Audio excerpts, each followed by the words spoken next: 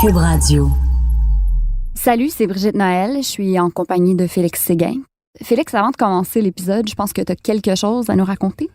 Il faut absolument pas manquer le grand reportage de notre bureau d'enquête qui s'appelle aussi Narcos PQ, une version télé si tu veux.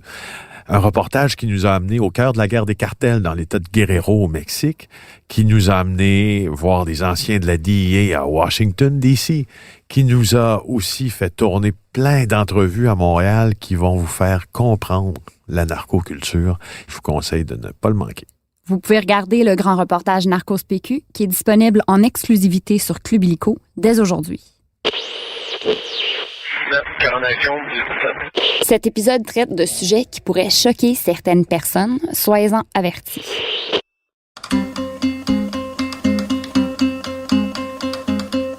La dernière fois où on a effectué une saisie aussi importante d'héroïne, ça remonte à 2014. Alors, nouvelle saisie de drogue. 80 000 doses d'héroïne. Cette présence accrue de fentanyl. Les cartels de la drogue mexicains sont très bien implantés à Montréal. Je m'appelle Brigitte Noël, je suis journaliste au bureau d'enquête de Québécois. Et moi, je m'appelle Félix Séguin, puis je suis journaliste au même endroit. Saviez-vous que le Québec est la terre d'accueil de plusieurs des plus gros trafiquants de la planète? Savez-vous qui ils sont? Narcos, PQ. C'est là qu'on va les découvrir.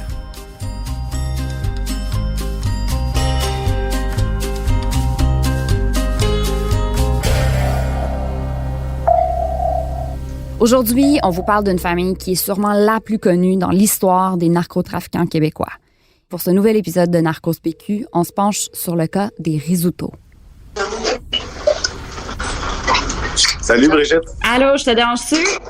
Non, ça va. OK, je voulais juste t'appeler, je suis trop excitée, là, je viens de parler. Qu'est-ce qui se passe? OK, j'ai contacté le Drug Enforcement Agency hier, un ancien agent, je l'ai comme trouvé. Juste pour, je me suis dit, ça serait intéressant de voir si les Américains ont des histoires intéressantes sur les drug dealers québécois. Puis le dude, c'est un ex-chef des cas internationaux. Il s'appelle Mike Vigil. Il fait constamment des épisodes de America's Most Wanted. Il a travaillé sur les Rizzuto. Puis là, il est comme... Ouais, j'ai sûrement d'autres anecdotes. Laisse-moi fouiller. Il m'a appelé à 2h du matin, puis là, à 8h. Comme il dort pas, il est malade. Ah, you're fucking kidding me. Yeah, so il va nous parler n'importe quand. Bon, le concept de notre podcast, maintenant, il est clair. C'est de donner la parole aux narcos, ça c'est sûr, c'est ce qu'on fait. On tente de le faire avec, d'ailleurs, beaucoup de sensibilité, sans les porter au nu. Mais dans le cas des Rizzuto, ben là, Vito est mort et puis Nicolo est mort. Donc, le parrain et son fils ont décédé. Je suis persuadé que je peux vous dire sans me tromper que j'ai lu tout ce qui se faisait sur eux et que j'ai vu tout ce qui se faisait sur eux.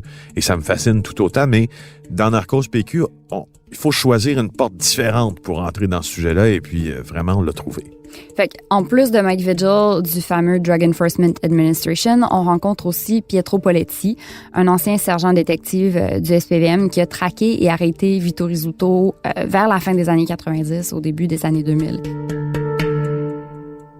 Mais Félix, faut que tu me dises, parce que je pense que je partage pas ton engouement, pourquoi es-tu si passionné par les Rizzuto? Ben, c'est parce que c'est la 6e famille de la Cosa Nostra, en fait, les Rizzuto. Il faut bien comprendre une chose.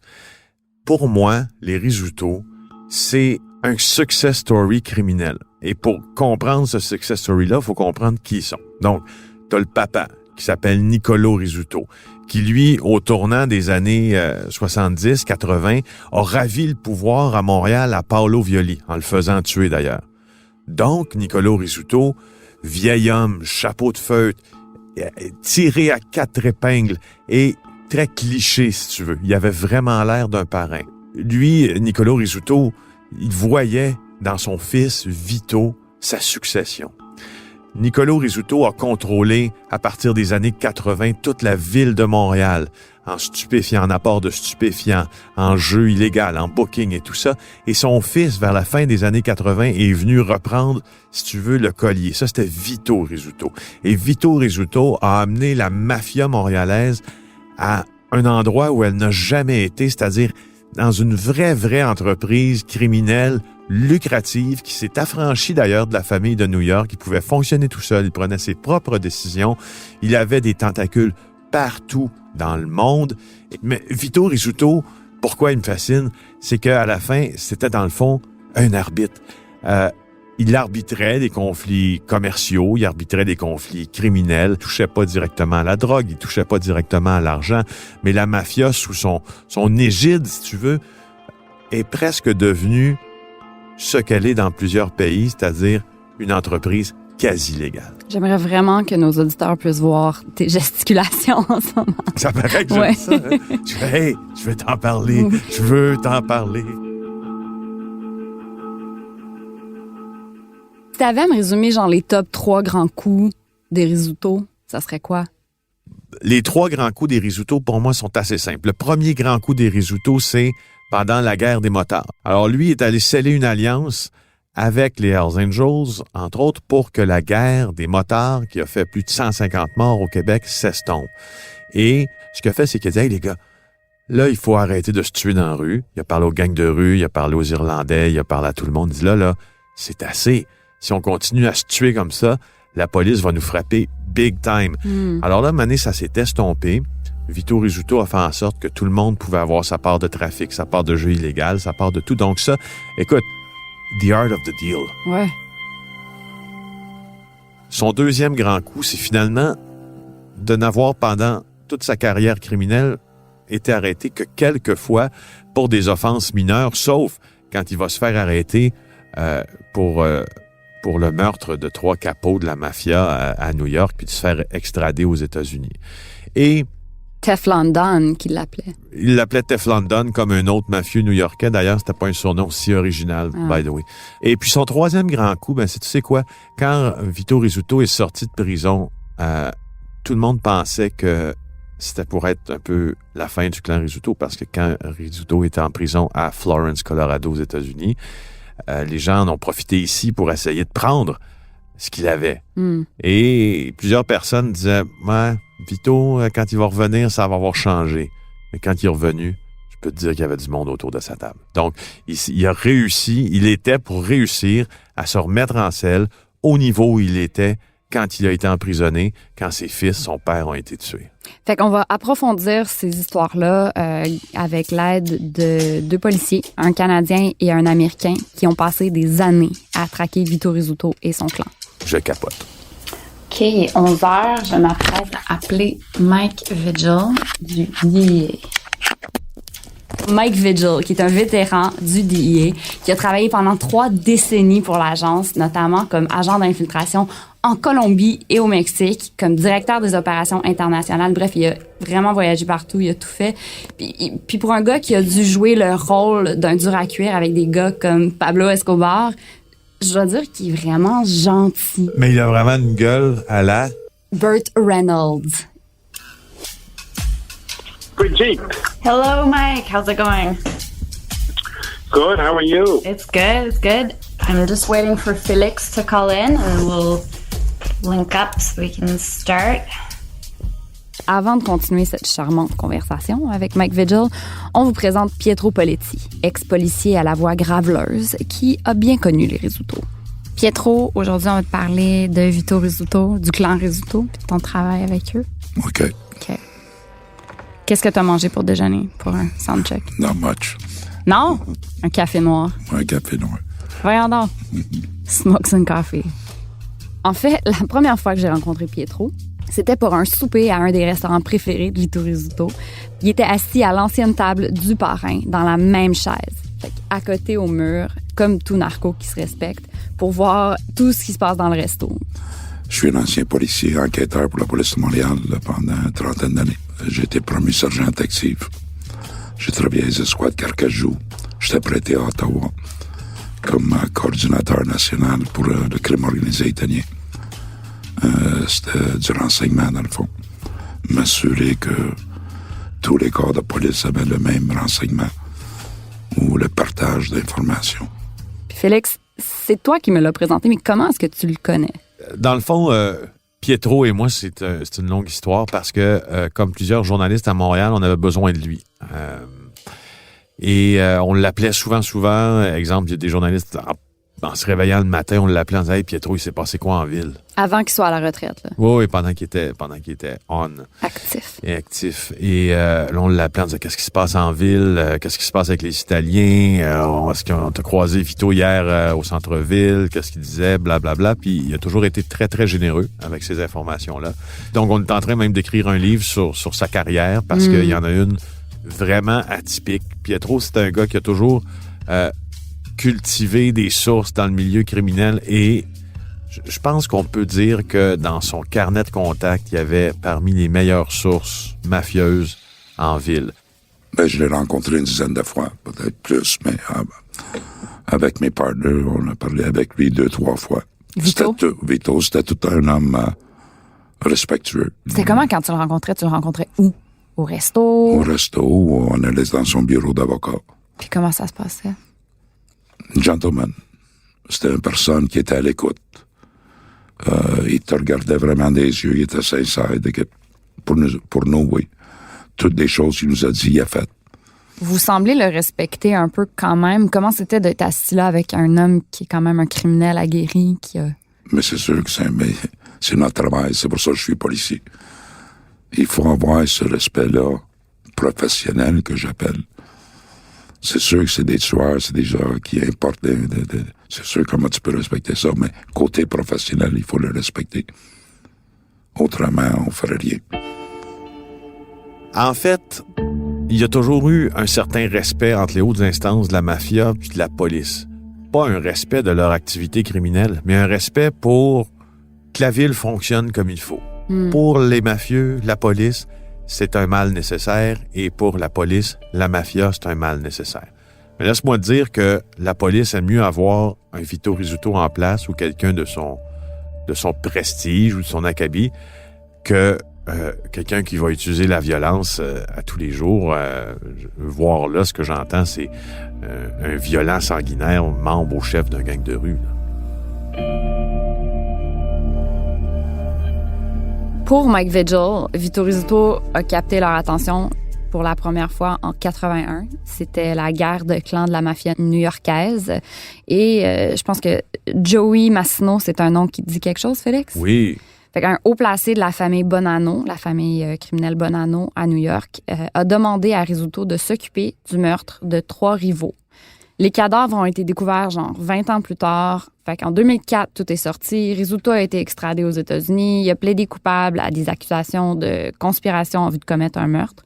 Et il a écopé d'une sentence de 10 ans. Puis il a fait la moitié. Vito Rizzuto a toujours prétendu, dans le meurtre des 3 capots de la mafia à New York, que sa job, c'était juste se cacher dans un placard, puis de sortir, puis de dire « c'est un hold-up ».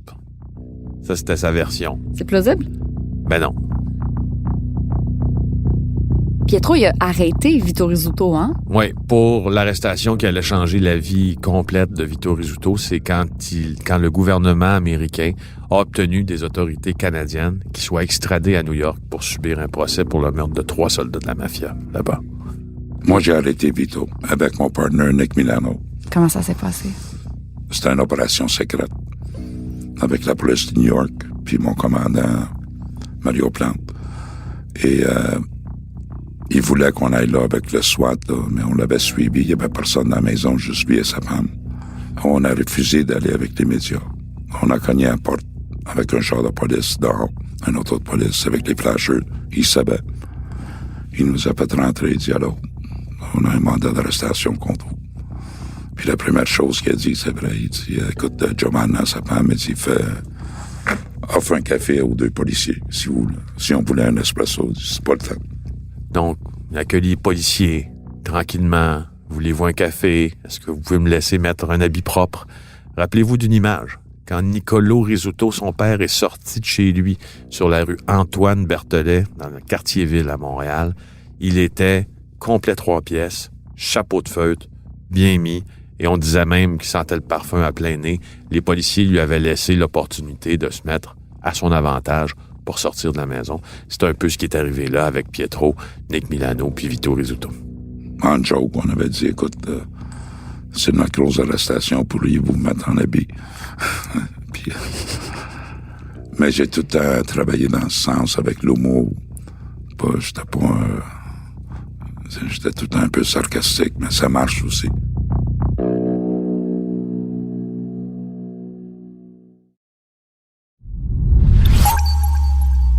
Il y a des gens qui ont pensé que Pietro fonctionnait, si tu veux, avec les criminels, avec la mafia, parce que sa manière de travailler, c'était d'être proche d'eux autres, mais il se servait de l'information qu'il avait. Alors, tu sais, d'un côté, il a été essentiel pour le service de police parce qu'il a donné tellement d'informations, mais de l'autre côté, est-ce qu'il a été reconnu à son juste titre, Pietro Poletti? Moi, je crois que non. C'est pas de l'humour, c'était juste uniquement la jalousie. Les gens trouvaient pas des fois que vous étiez trop proches? Non. Ils trouvaient qu'on était trop proches, qu'on savait beaucoup de choses, qu'on s'approchait à eux. Les rumeurs étaient un peu en lien avec le fait que vous aviez, je veux pas dire la confiance, mais c'est un peu ça, de la mafia. Mais c'est sûr, si quelqu'un te parle, il te fait confiance. Ouais. Puis la mafia déteste les policiers croches. Ils vont utiliser le policier croche, mais ils n'ont aucun respect. Si t'es straight, ils vont t'appeler. Parce qu'ils ont des enfants, ils ont une famille aussi. Ils vont appeler un policier qui me font confiance, qui savent qu'il fait sa job à 100%. 99% des policiers sur la route sont honnêtes. Il y a juste 2, 3, 4 qui sont là pour l'argent. Parce que si tu deviens un policier corrompu, t'as beaucoup à gagner, j'imagine, financièrement. T'as beaucoup à perdre. Parce que là, t'as deux clans qui viennent contre toi. La police et le crime organisé, parce qu'ils détestent des corrompus. Spécialement dans la mafia, t'es mieux d'être policier straight, ils vont te respecter. Est-ce qu'il y a eu des moments où il y a des gens qui ont tenté de vous corrompre? Non, parce que, non, comme vous, comme journaliste, ou comme, il faut une analyse avant. Ils savent, ils ont leur système de renseignement. Vous étiez incorruptible. Exactement.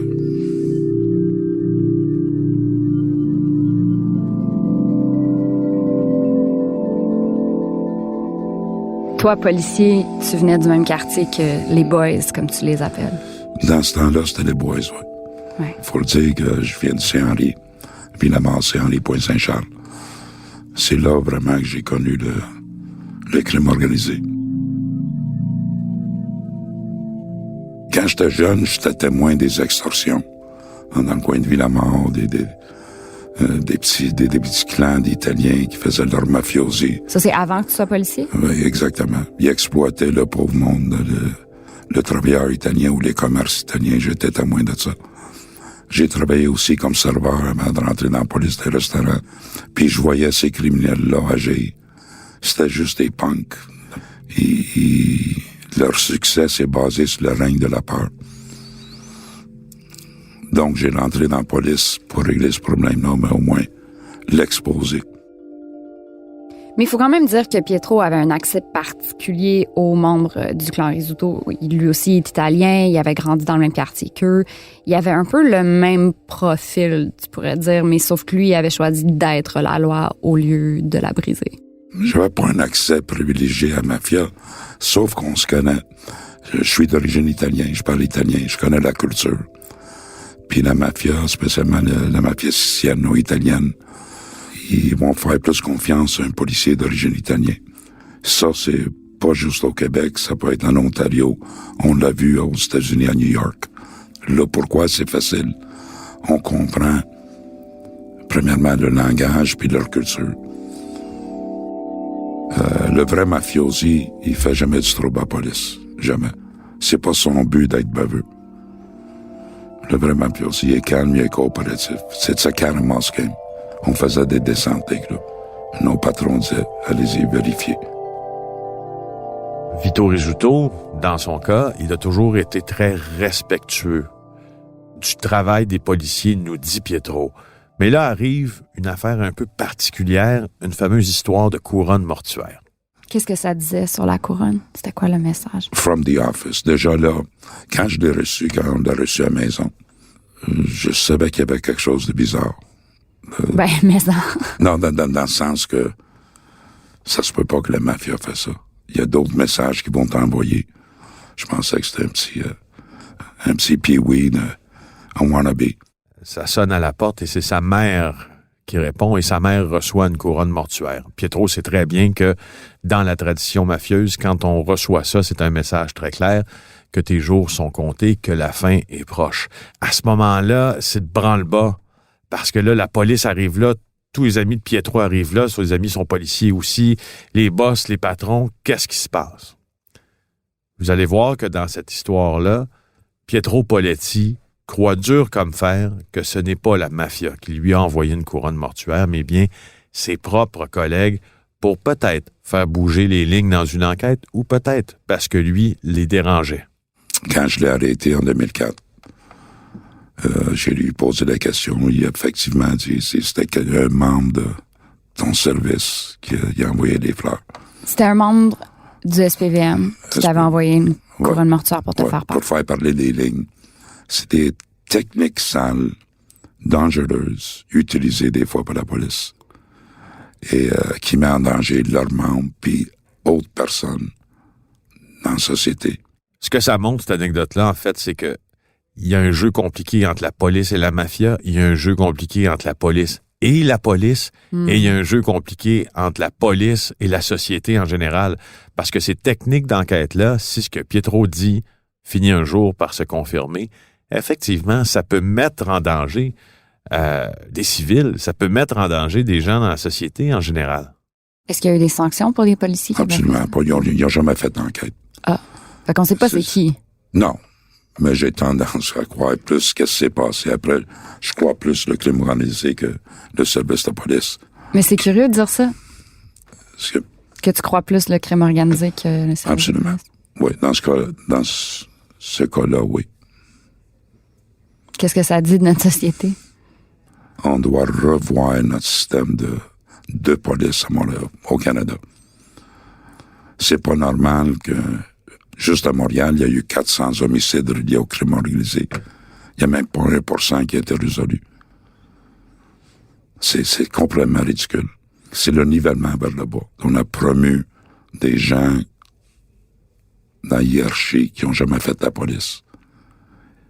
Mais ils sont politically correct.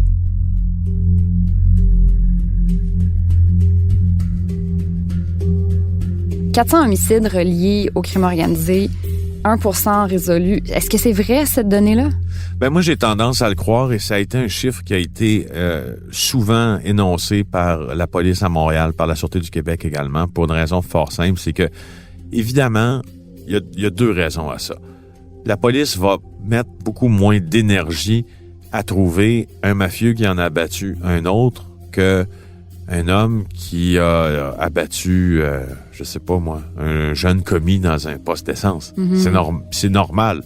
On s'attend à ça de notre police, non? Mais dans le cas des meurtres qui sont liés au crime organisé, c'est qu'ils sont passés maîtres dans l'art de tuer. Faut le comprendre comme ça aussi. La personne, exemple, qui est venue tuer Nicolo Rizzuto, là, je sais pas si tu t'en rappelles, là, il est allé prendre son café dans sa véranda, derrière la maison. Chez lui. Ouais. Et pouf, un coup, à travers la fenêtre d'un tireur embusqué. Le tireur, là, c'est pas un tireur de Montréal, là. C'est quelqu'un qui est venu d'en dehors d'ici pour faire ça. Tu penses? Ben, pas je pense, c'est sûr. Tu veux pas avoir un tueur qui tient en ville, qui pourrait parler. Tu veux avoir un tueur de l'extérieur qui peut venir des États-Unis, qui peut venir d'ailleurs. Après ça, il va s'en retourner. Tu lui fournis l'arme. Après ça, lui, il s'en retourne chez lui. Être tueur à gage, quand même un job, puis ça a l'avantage, jusqu'à temps que ces gens-là se mettent à table, que s'ils sont très bons, ben tu pourras jamais élucider leur crime. Est-ce que tu sais de combien de meurtres les Rizzuto pourraient être responsables? Dans leur histoire, ils ont tué combien de gens? Ah, ça se compte par dizaines. Mais combien de dizaines? Ben, je sais pas. Ce que je sais, par exemple, c'est qu'il y a une légende à Montréal qui dit que il y a comme un genre de fausse commune dans les Laurentides où plusieurs des gens qui sont disparus, dont on n'a jamais retrouvé le corps, ont été enfouis. Légende numéro 1. Ouf. Légende numéro 2, le bain d'acide. Il y a on entend souvent dire qu'il y a un gars dans le Nord qui s'occupe de mettre les cadavres qui découlent d'un assassinat lié au crime organisé italien et de les dissoudre dans l'acide et, évidemment, faire disparaître toutes les traces. Légende. OK. Légende. Ouais. Grain de sel. Mais ce qui a fait en sorte que le DEA a continué à travers les années de surveiller Rizzuto, c'était vraiment l'ampleur de leur trafic, leur énorme business. The Rizzuto clan was importing, tons of heroin. They were importing tons of... Fait qu'il dit que le clan Rizzuto importait du hashish marocain, de la cocaïne de Colombie, de l'héroïne de la France et du Mexique. Et ensuite, ils faisaient circuler ça, ils vendaient ça au Canada, ce qui leur rapportait des millions par mois. Generating millions of dollars each month from their criminal enterprise. Donc, anecdote comme ça, une anecdote sur une importation que Vito Rizzuto a essayé de faire, importation de 16 tonnes de hash. Ça se déroule dans les années 80. Le chargement, finalement, il est intercepté, puis on est capable de lier Vito Rizzuto à ce chargement-là et à Rénal Desjardins également. 16 tonnes. 16 tonnes. Ça te prend-tu les contacts, tu penses? Lorsqu'on voulait accuser Vito Rizzuto de ce crime-là, dans l'enquête policière, à un certain moment donné, on avait placé des micros à une table où Vito Rizzuto discutait avec son avocat, OK, de cette affaire-là. Et wow, quelle opportunité. L'avocat de Vito a tout de suite soumis ça en preuve en disant, ben là, ils ont violé mon privilège avocat-client et Vito Rizzuto n'a jamais été condamné pour cette affaire-là. Wow. Donc, il s'en est tiré. Teflon Don. L'affaire du mille de la commune, ça, c'est hallucinant aussi. Tony Maggi, qui s'est fait tuer à Montréal récemment, développait un projet au Vieux-Port de Montréal. Il avait acheté des anciens immeubles de réfrigération du port. OK. Et puis, il construisait des condos de luxe dans ça, mais à un moment donné, il est arrivé à court d'argent un peu. Qui est venu l'aider? Vito Rizzuto. Qui a eu des condos à une pièce après? Vito Rizzuto. Vito Rizzuto. Alors, c'était intéressant, l'anecdote du mille de la commune. Donc, il était impliqué, Vito, dans la construction, sale pauvre, une fois de plus. Il est impliqué dans le monde également des paris sportifs. Of course. La famille Rizzuto, c'est quoi? C'est de gros revenus dans de grosses importations. Je pense que Mike Vigil, c'est la meilleure personne pour relativiser. Il était le directeur des opérations internationales du Drug Enforcement Administration. Fait qu'il peut comparer Vito Rizzuto aux autres narcotrafiquants célèbres qu'il a croisés pendant son illustre carrière. Puis il explique que c'était vraiment quelqu'un de remarquablement violent, de despotique. Like any mafia boss, he was, very violent. Mais il dit aussi que Vito Rizzuto était plus intelligent que la plupart des autres barons de la drogue, ce qui est quand même troublant parce que les criminels intelligents sont les plus dangereux. But he was probably more intelligent than most. Quand j'ai demandé à Mike Vigil quelle impression il gardait des affaires du clan Rizzuto, sa réponse était assez dark. He basically brought blood. He brought drugs that, poisoned, so many Canadians. Fait que pour traduire, il dit que les Rizzuto ont fait couler du sang, ont fait rentrer de la drogue qui a empoisonné un grand nombre de Canadiens, qui sont un fléau dans le tissu social. C'est pas rien. Pour Mike Vigil de la DEA aux États-Unis, le pouvoir des Rizzuto venait du fait qu'ils étaient capables de corrompre plusieurs personnes à différents niveaux dans la société. Fait que c'était des experts en pot de vin, si tu veux. Puis c'est certain que pour gérer un empire de crime organisé, tu dois avoir des gens haut placés dans ta poche. Puis Mike Vigil affirme que Vito Rizzuto avait corrompu des politiciens et des policiers qui le protégeaient. Puis il semble savoir qui, mais il n'a pas voulu nous donner leur nom. He had corrupted a lot of people, and they had. Ouais, c'est ça. Tell me something I don't know. Pietro, lui, est à peu près certain qu'il y a plusieurs policiers à Montréal qui sont effectivement corrompus, puis un peu partout. Il y a un jugement extrêmement dur sur la police. Évidemment, ça à travers quoi il est passé, ça le porte à justement faire ce jugement-là. Donc, c'est pas surprenant que Mike Vigil croit que Vito Rizzuto a corrompu des officiers publics. Pas du tout. Mais pour que tout ce système-là fonctionne, il faut faire circuler d'immenses sommes d'argent sans que les autorités le remarquent. Fait qu'on parle aussi de blanchiment d'argent à grande échelle. Et ça, Mike Vigil nous a expliqué un peu comment ça fonctionnait.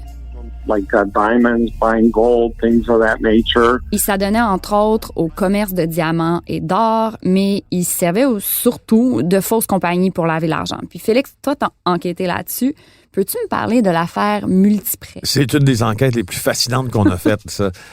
Multiprêt, c'est un grand courtier hypothécaire au Québec. Donc, tu appelles ce courtier-là, il va se charger de te négocier, disent-ils dans leur publicité, les meilleurs taux hypothécaires pour ton prêt. Bien sûr. Vito Rizzuto, au début des années 2000, il a essayé de faire un genre de takeover de Multiprêt, un putsch, donc de s'immiscer, comme la mafia le fait si bien, par en dessous, puis aller mettre de l'argent dans Multiprêt par le biais de plusieurs personnes qui gravitaient autour de lui, puis qui gravitaient autour de Multiprêt également. Finalement, tout ça n'est jamais arrivé, mais ce que ça te prouve, là, t'imagines, quand on a dit tantôt que son empire allait être un empire complètement legit, ce que tu vois là comme tactique, comme technique, c'était dans le but d'en arriver à ça. Écoute, si tu peux laver ton argent sale dans des prêts hypothécaires, hey, la belle affaire.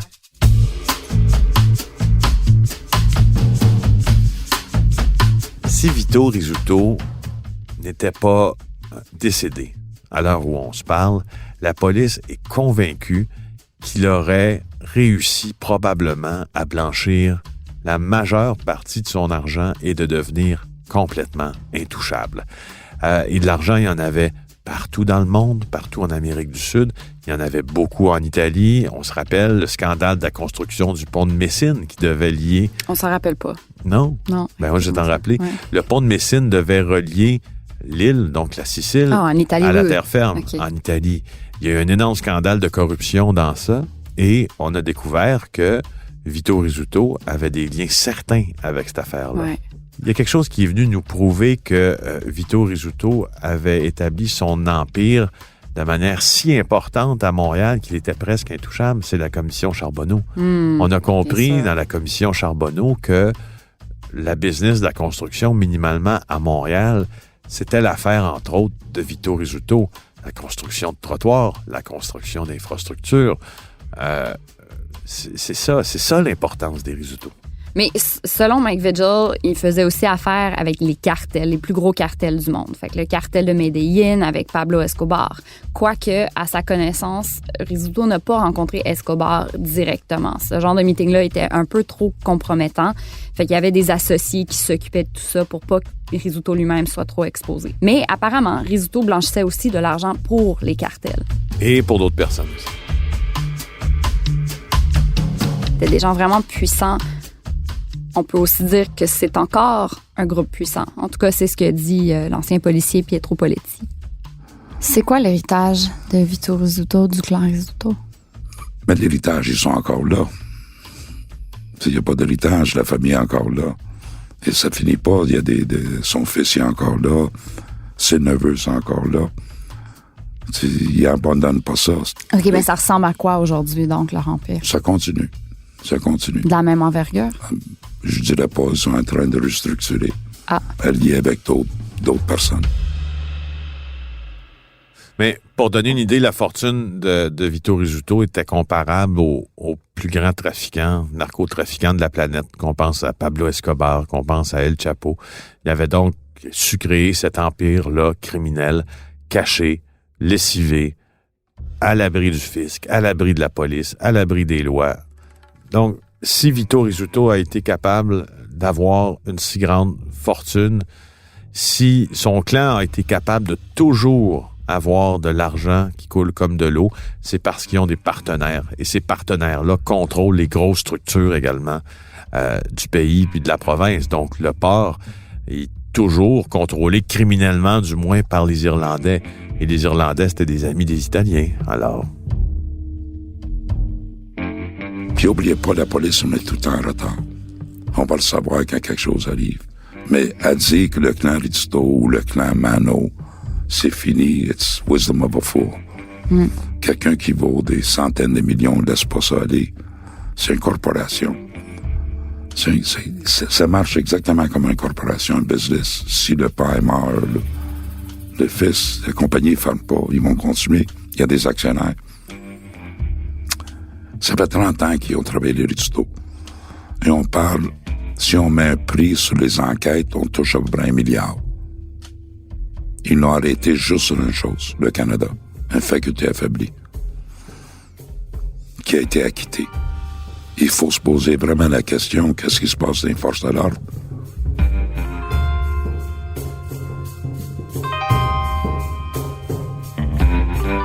Mais Félix, pourquoi il y a eu si peu d'arrestations? Qu'est-ce qui se passe avec la police? Ben, pourquoi il y a eu si peu d'arrestations? Il y a eu l'opération Colisée en 2006 qui a permis de mettre beaucoup de soldats de Vito Rizzuto encore pendant 10-15 ans. Mais Vito Rizzuto, lui, n'a jamais été inquiété par l'opération Colisée. D'abord, l'opération Colisée, ce à quoi on voulait toucher, c'est l'argent de Rizzuto. Puis on pense qu'il y a à peu près 900 millions, donc près d'1 milliard d'argent qui sont toujours dans ces différentes compagnies qui appartiennent ou qui sont contrôlées par des hommes de paille de sa famille, dans le fond. Le crime organisé va tout le temps exister au Canada. Ouais. Parce que c'est un pays facile. Pour le lessivage d'argent, money laundering, c'est le pays le plus facile des G20. Pourquoi est-ce que c'est un pays facile? C'est non-loi. C'est le seul pays dans les G20 où nos portes d'entrée, les ports, Vancouver, Hamilton, Montréal, c'est contrôlé par les sécurités privées qui gagnent 17 piastres à l'heure, qui checkent le port de Montréal. C'est un joke.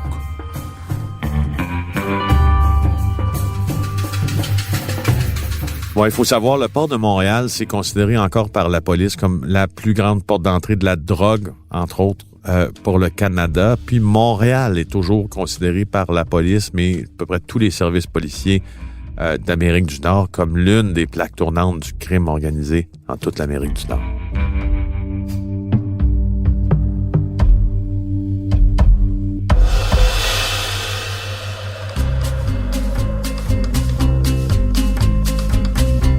Dans le prochain épisode de Narcos PQ, l'histoire rocambolesque du Québécois Alain Olivier. C'est un récit digne d'un film et d'ailleurs, ça en sera un. On sait que les sentences pour la drogue en Thaïlande, c'est ultra sévère. Qu'est-ce qui t'arrive? J'ai été condamné à mort. À mort? Oui. À Bambat, la première prison pouvait être jusqu'à 100 dans la cellule où j'étais. Puis avec un trou dans le coin qui faisait office de toilette. T'as pas rien, t'as pas aucun confort, fait que c'est soit que tu passes à travers ou que tu crèves. Puis moi, je me suis donné une raison de me battre, parce que je savais que j'avais été accusé à tort, et c'est ça qui a fait en sorte que je me suis battu pour vivre puis revenir ici. T'as vraiment pas une vie ordinaire. Toi non plus. Ben là. Si vous aimez ce balado, n'oubliez pas de vous abonner et de le partager sur vos réseaux sociaux. On vous invite aussi à nous laisser vos commentaires et à nous donner un maximum d'étoiles, préférablement 5. Vous pouvez aussi suivre le bureau d'enquête de Québécois sur Facebook ou nous lire dans le Journal de Montréal.